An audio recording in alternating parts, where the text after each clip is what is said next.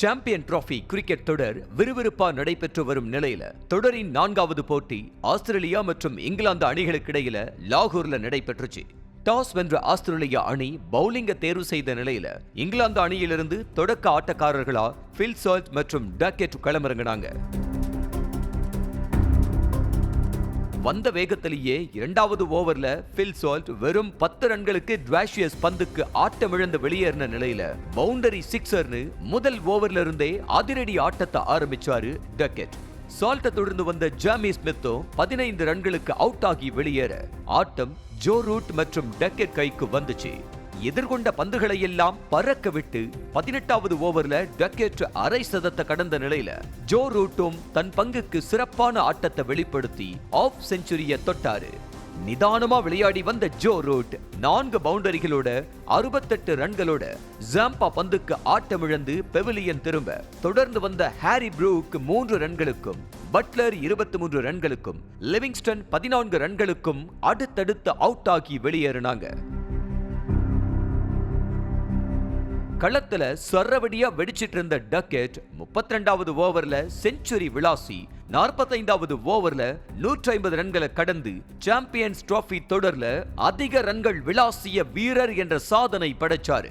17 4 மற்றும் 3 சிக்ஸர்களோட 165 ரன்களை குவித்த டக்கெட் 47.2வது ஓவர்ல மானஸ் பந்துக்கு விக்கெட் இழந்து வெளியேறினாரு. 50 ஓவர்கள் முடிவில் 8 விக்கெட்டுகள் இழப்புக்கு 351 ரன்களை குவிச்சு சாம்பியன்ஸ் டிராபி வரலாற்றுல அதிக ரன்கள் சேர்த்த அணி என்ற சாதனையை படைச்சது இங்கிலாந்து. அதிகபட்சமா ஆஸ்திரேலிய வீரர் பென் டுவாஷியஸ் 3 விக்கெட்டுகளை கைப்பற்றிய நிலையில ஜாம்பா மற்றும் மானஸ் தலா 2 விக்கெட்டுகளை வீழ்த்தியிருந்தாங்க. 352 என்ற இமாலய இலக்கோட ஆஸ்திரேலியாவிலிருந்து ஓபனிங்ல மேத்யூ ஷாட்டும் டிராவிஸ் ஹெட்டும் களமிறங்கினாங்க. எதிர்பார்த்தவங்களுக்கு ஏமாற்றம் அளிக்கும் விதமா வெறும் 6 ரன்களுக்கு அவுட் ஆகி நடைய கட்டினாரு ஹெட். முதல் ஓவர்ல 2 பவுண்டரி விளாசி டீமுக்கு நல்ல தொடக்கம் கொடுத்த மேத்யூ சிறப்பா விளையாடி 15வது ஓவர்ல அரை சதத்தை கடந்தாரு. 9 4 மற்றும் 1 சிக்ஸரோட 63 ரன்களை சேர்த்திருந்த மேத்யூவை லிவிங்ஸ்டன் தன்னோட லாவகமான பந்து வீச்சால அவுட் ஆக்கி வெளியேற்றினார். அடுத்தடுத்து வந்த ஆஸ்திரேலிய வீரர்களும் இங்கிலாந்தோட பந்து வீச்சு சமாளிக்க முடியாம கொஞ்சம் திணறிதான் போனாங்க. ஸ்டீவன் ஸ்மித் வெறும் 5 ரன்களுக்கு அவுட் ஆக அரை சதத்துக்கு ரொம்ப பக்கத்துல போன மார்னஸும் 47 ரன்களிலேயே ரஷித் பந்துக்கு ஆட்டமிழந்தாரு. இப்படியே போன சரிவராதுன்னு முடிவு பண்ணி களமிறங்கின ஜாஷ் இங்கிலீஷும் அலெக்ஸ் கேரியும் அணிய வெற்றியின் பக்கம் கொண்டு போகும் முடிவுல வலுவான பார்ட்னர்ஷிப்பை அமைச்சாங்க. ஒரு பக்கம் விறுவிறுப்பா விளையாடி ஜாஷ் 33வது ஓவர்ல ஹாஃப் செஞ்சுரி போட, மறுபக்கம் சுறுசுறுப்பா விளையாடி அலெக்ஸ் 38வது ஓவர்ல அரை சதத்தை கடந்தாரு.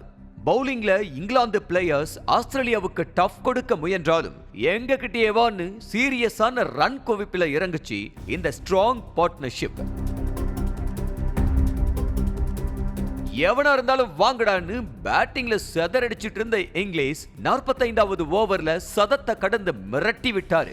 அலெக்ஸ் 8 பவுண்டரிகளோட 69 ரன்களை சேர்த்திருந்த நிலையில பிரைடன் காஸ் பந்துக்கு அவுட் ஆகி வெளியேறினாரு. இறுதி கட்டத்தை நெருங்க மேட்ச் செம்ம த்ரில்லா போக அடுத்து களமிறங்கின மேக்ஸ்வெல் தாம் பங்குக்கு மேக்ஸிமம் கட்டினாரு. 47.3வது ஓவர்ல ஜாஷ் இங்கிலீஷ் சிக்ஸர் விளாசி இங்கிலாந்து நிர்ணயிச்ச இமாலய இலக்கை எட்டி 356 ரன்கள் எடுத்து 5 விக்கெட் வித்தியாசத்துல ஆஸ்திரேலியா அணி அபார வெற்றி பெற்றுச்சு.